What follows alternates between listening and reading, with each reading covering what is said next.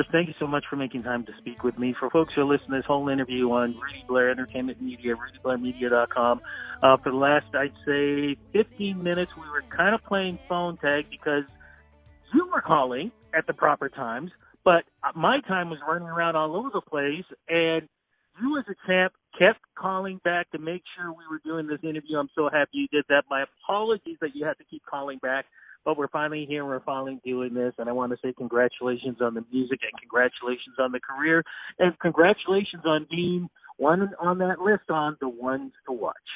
Thank you so much, and it's no problem, all the chasing around. It's all good. It's how the industry works, I guess. You kind of hurry up and wait all the time.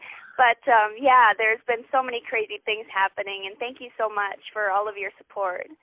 I mean, how are you holding up with this, what's going on now? Because, of course, as we speak, COVID-19 still affecting everywhere around the world, not just in Canada, but also just the way the world has been looking like throughout 2020.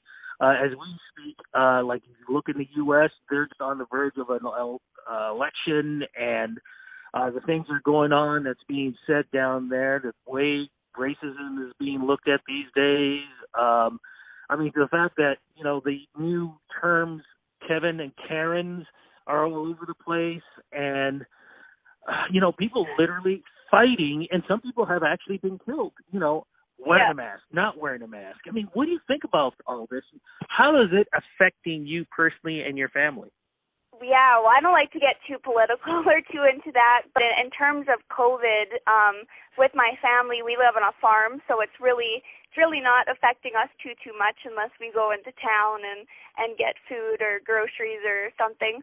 But, yeah, with COVID and music, it's been really difficult for sure, not being able to go up on stage and perform. That is what I live for, and that is what I have loved ever since I was 2 years old and singing Shania Twain in the kitchen or in front of the mirror. So it's been really tough for me not being able to perform, but it's starting to pick up again. And as for everything that's going on in the States, I just really hope that there can be a solution soon and that the world can come into peace, for sure. Absolutely. Just curious, because we're going to be talking about your album, and you have a new single from this album.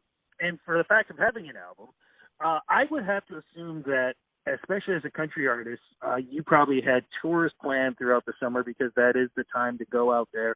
And with country music, it's huge during summer with all the festivals and stuff. Did that do a shutdown on you, of course, and how did it affect you on that level? Yeah, I was supposed to go on a tour, actually, starting in April, and so right after COVID hit, we were supposed to go on tour with Women Empowering Women across Canada, and I know that tour. Yes, and I was supposed to speak at that and as well as perform, so I was really looking forward to that, and when COVID hit, all of that kind of fell through, and hopefully we'll be able to pick up with that again, but I was super excited for that, super ready for that, to meet a whole bunch of women and be able to tell my story. But hopefully it'll kick back up again. I have a few shows coming up, so that'll be really awesome. Now, when you say you have some shows coming up, are they virtual? Are they drive-in? How is it working for you? I actually have a virtual show coming up on the 29th, so tonight, with Dave Woods. So that'll be super exciting. It's going to be his songwriting show in the country. And then I also have on the 21st of November, I'm performing at Cook County in Edmonton. So that'll be super exciting, a bar show. We'll see how that works. I don't know what the COVID restrictions are there. We'll see. Well, let's give a big shout-out to Dave. Dave is a great guy. He's got a great platform. I've known him for years. If there's anybody who beats country music, it's Dave. So, Dave, big shout-out to you, my friend. Big love, and so happy that you've got this great artist on your platform, too. So I want to give him a big shout-out. Yes, for sure. And anyone listening should go follow him as well, because he has indie artists galore on his page. So check that out.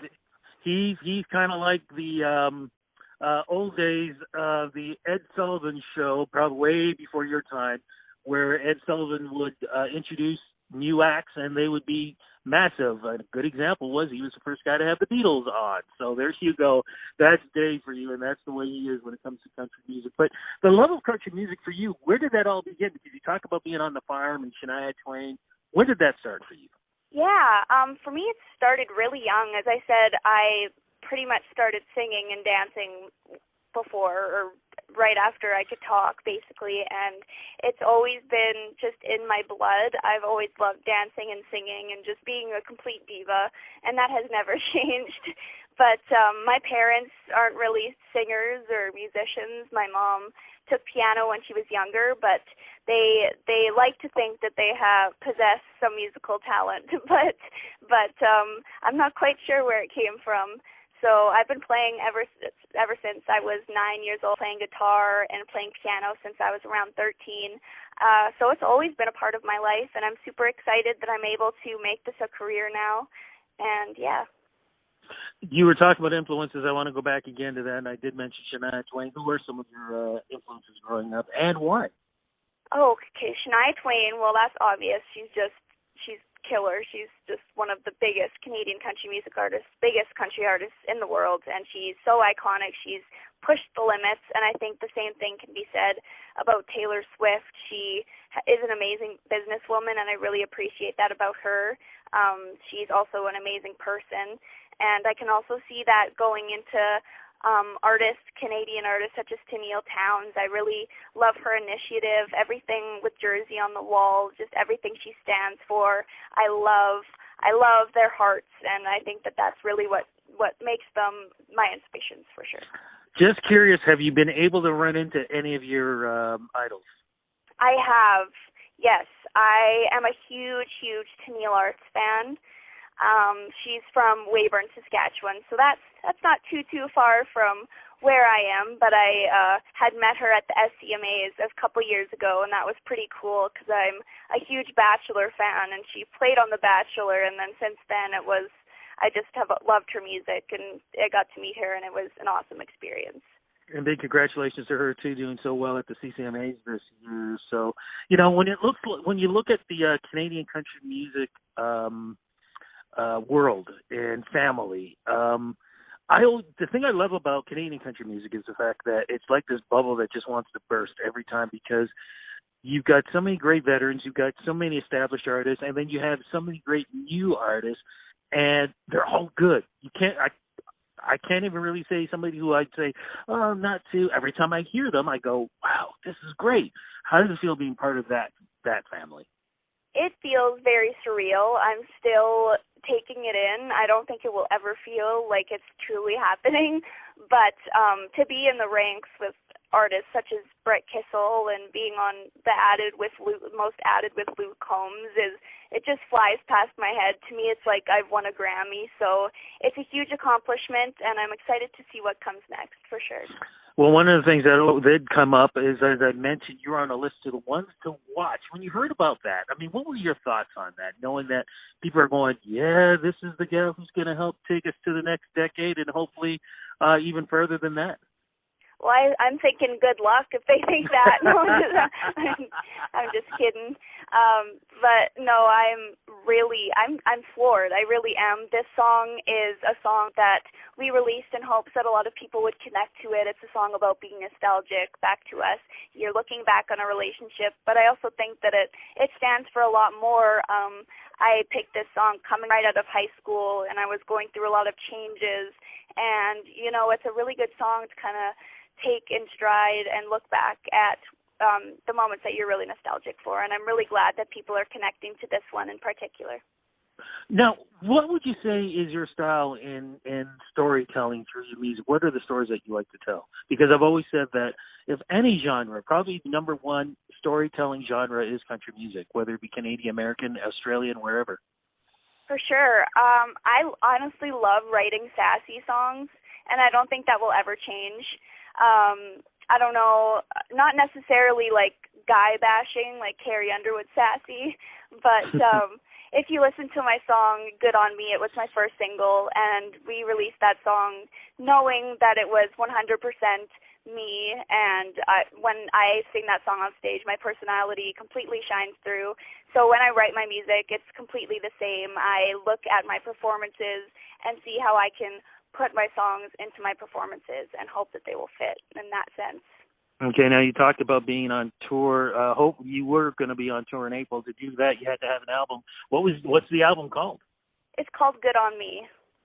And how does the album represent you in this point in your career? This album represents me because it's fun. This point in my career, I'm really just trying things and exploring. I know who I am, but I just find it so much fun to try new things. And with this album, we really did that. It was my first time in the studio. We went in with Bart McKay, who is an incredible producer, an incredible guy, and we came up with some ideas that really showcased who I am, some sounds that really showed who I was, and I think it really became clear what my sound and my image was. Now, you kind of already mentioned it before, but I'm going to ask you again and to talk about it again. The name of the latest single and the story behind it. For sure, yeah, Back to Us. It was written by Abby Cohn, Mark Bright, and Victoria Banks. We got the song pitched to us. My producer, Bart McKay, my manager, Angie Morris, and we all sat down and talked about these songs, and this was the first song that stood out to us as one of the singles and one of the songs that we'd record for the album, just because I was going through, as I said, a time where I was going through a lot of changes.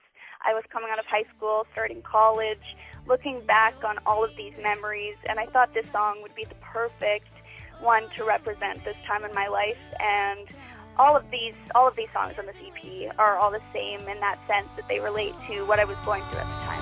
Can we go back to that empty football field? Counting those stars, spinning our wheels, whole life ahead through that windshield.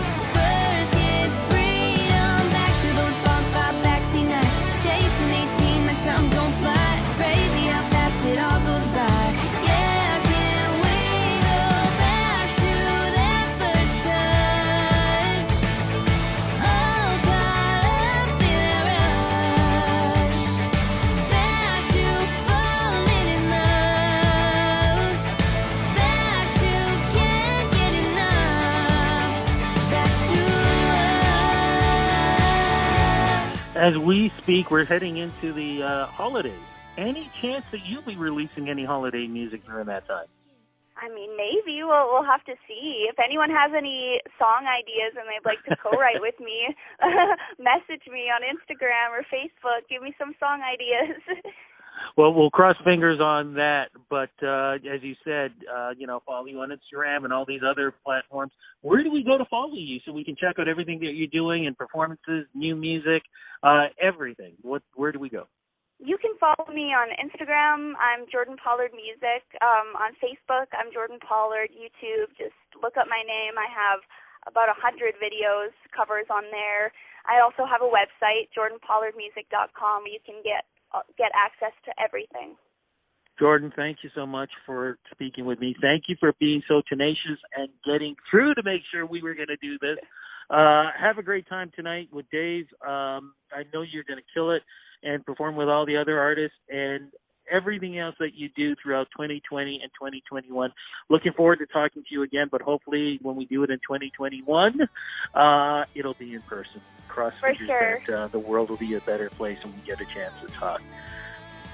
Thank you again. Thank you so much. Be safe, and again, hopefully we'll talk to you. Take care. Sounds great. See you. Bye-bye. Bye.